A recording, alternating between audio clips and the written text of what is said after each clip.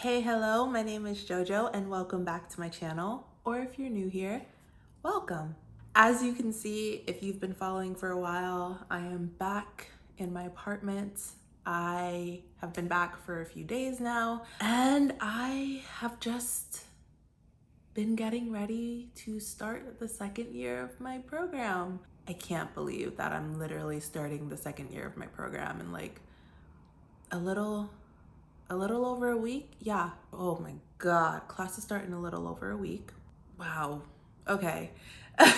So yeah, I came back up from Florida a few days ago and I've just been kind of trying to get settled back into my space, trying to kind of begin jumping back into my routine that I have when I'm up here, figuring out where I'm gonna have to make adjustments for the upcoming year. And so I decided that I would show you what that looks like for me, at least where school is related, not like the rest of the stuff that I've been doing, like cleaning my apartment and moving stuff around. So yeah, I've kind of just been taking little clips here and there of what I've been doing to kind of reorient myself in my space, get my mind ready for school. And I thought I would just talk about that today.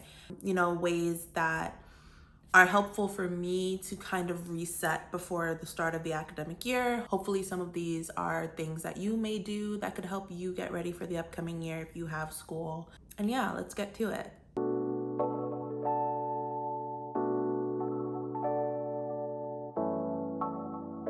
So when I got back to my apartment, I kind of just like took a survey of the space. Not much had changed.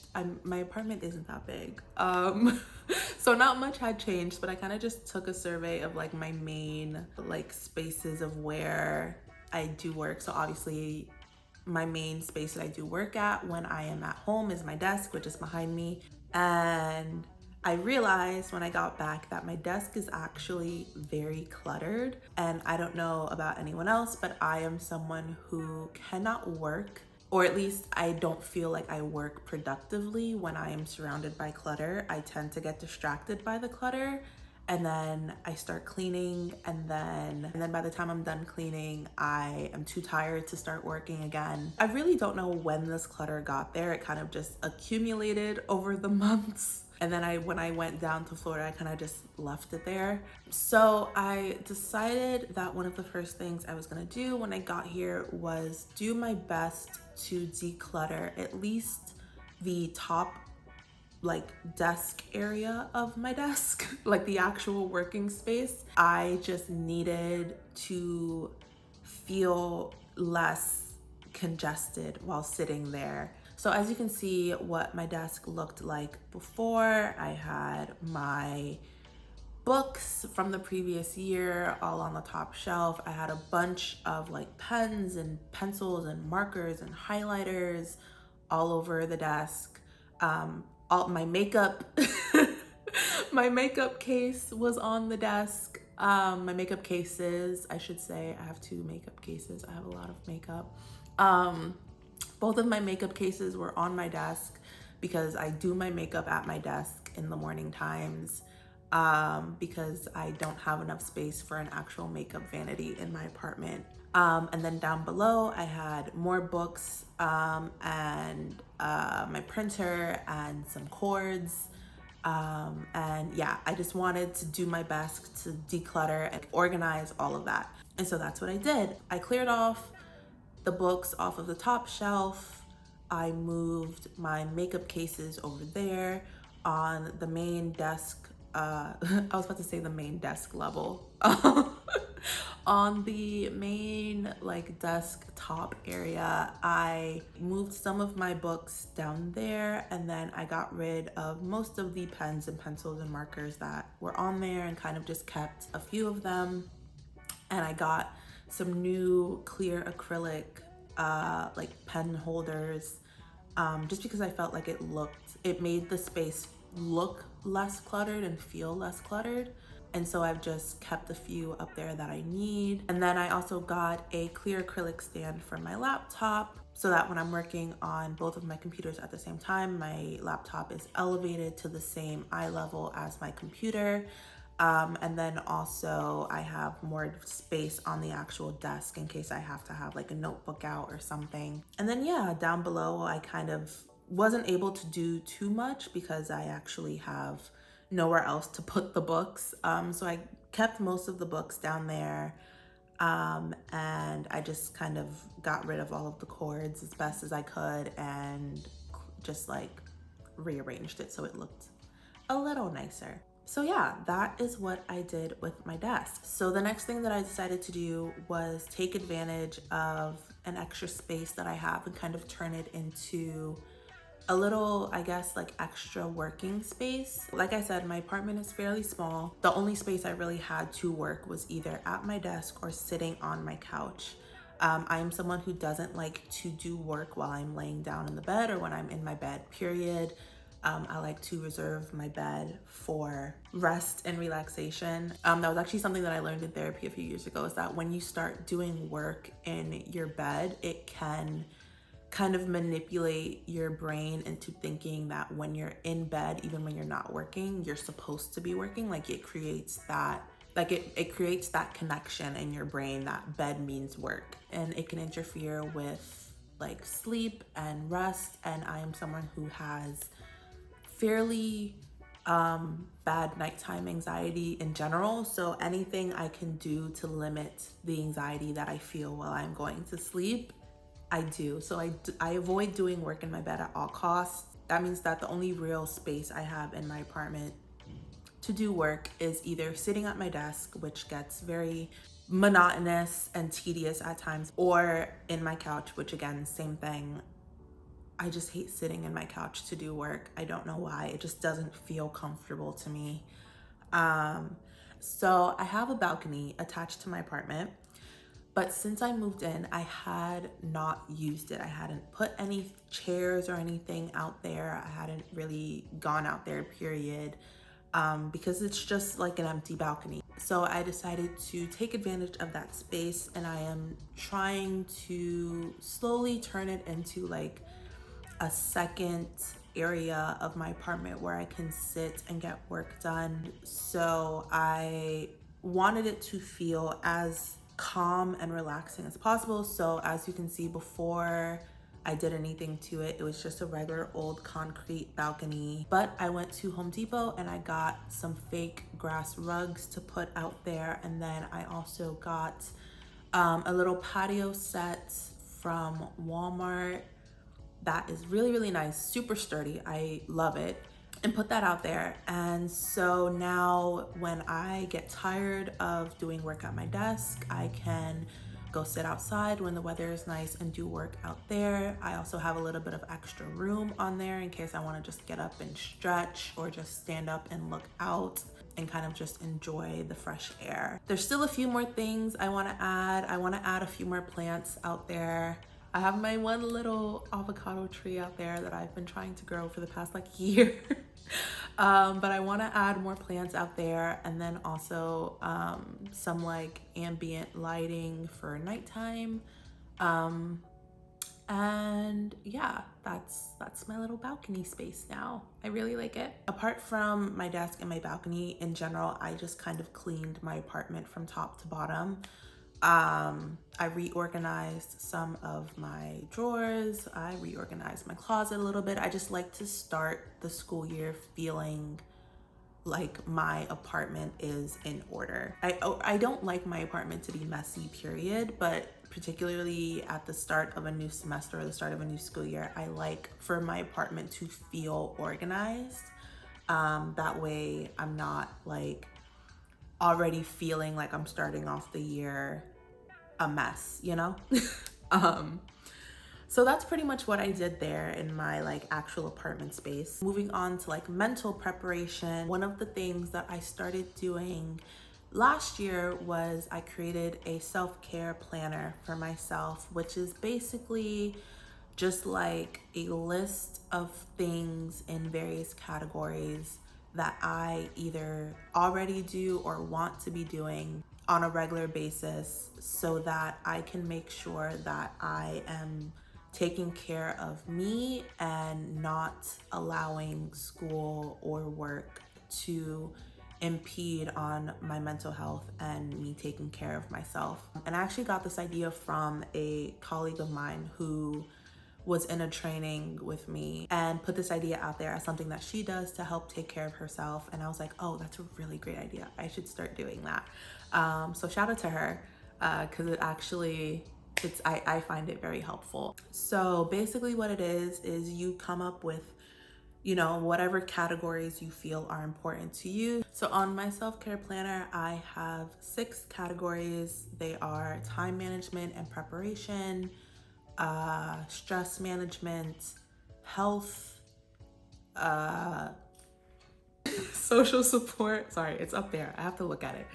Social support and creativity and reflection. Within each of those categories, you kind of come up with a list of things specific to that category that you feel are necessary for you to maintain your mental health and self-care. And they fit into 3 different levels. So at the bottom, you have basically your bare minimum. Like, these are the things that you need to be doing at bare minimum to make sure that you are okay. And if you are not doing those bare minimum things, then you should probably take a step back, take some time to yourself, reorganize, reset, whatever you need to do to get back into doing what it is you need to be doing bare minimum to maintain yourself. Then in the middle tier, you have things that you kind of just do on a normal basis, kind of what you're already doing if you're not like super stressed out, basically what your normal day-to-day routine is. And then the third tier, the final tier, are things that if you were just being a boss and you are getting everything done in a timely manner, your time management's on point,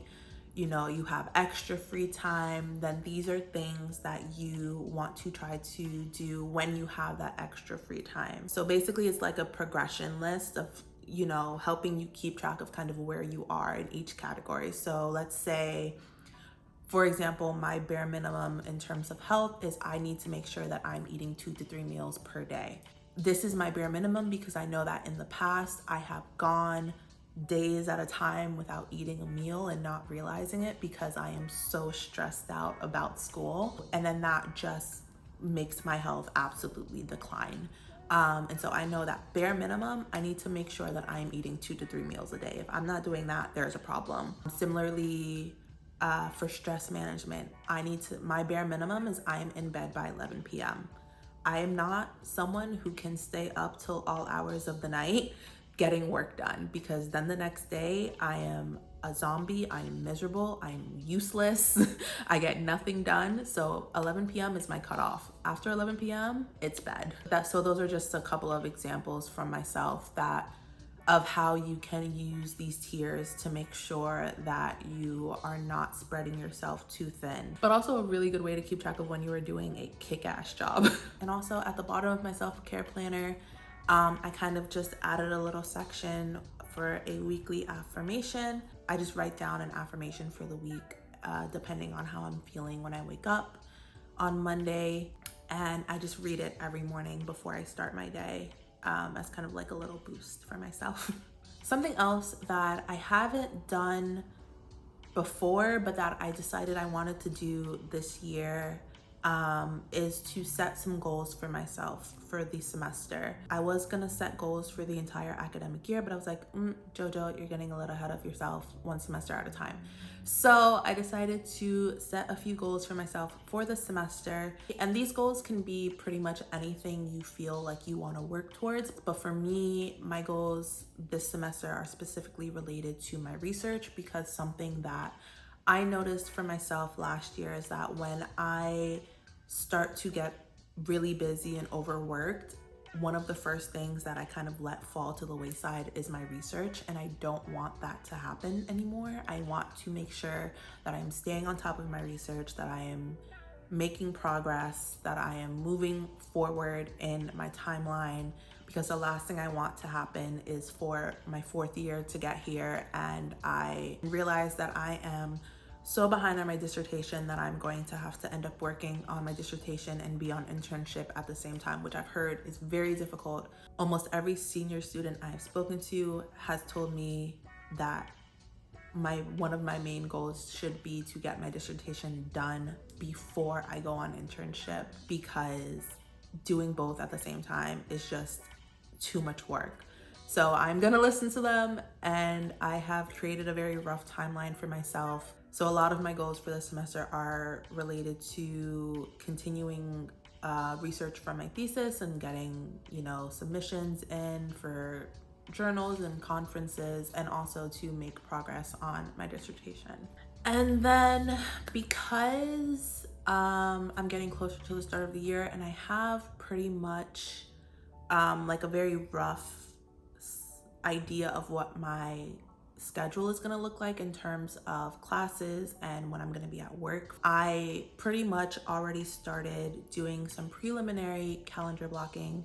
If y'all remember, I did a video about this last year where I explain what calendar blocking is, how it helps me stay organized, how it helps me manage my time. And by far, this is one of the most useful things for me. So I have already started doing my calendar blocking. Basically, all that's in there right now is just my classes, my work schedule, and then my morning, the times that I have set aside for my morning and my nighttime routines. As you can see, because I just have the bare bones of my schedule right now, I have a lot of empty space on my calendar, but eventually that will be filled up by lab meeting times and like time that I set aside to do class readings and class assignments. So eventually this will be very full. As you can see right now, my Fridays are completely empty. And I'm not gonna lie to you, I'm really hoping it stays that way, because if everything works out the way I want it to, which, who am I kidding? It never does. But if everything works out the way I want it to, if my Fridays stay completely empty like this in terms of schoolwork or labs or whatever, then I could dedicate Fridays to like going grocery shopping and recording and editing videos for YouTube. And then I could have Saturdays and Sundays completely to myself. I'm really hoping that that works out. Fingers crossed that my Fridays stay empty. I'm not sure how likely that is, but fingers crossed. Let's hope. So yeah, preliminary calendar blocking is done and out of the way.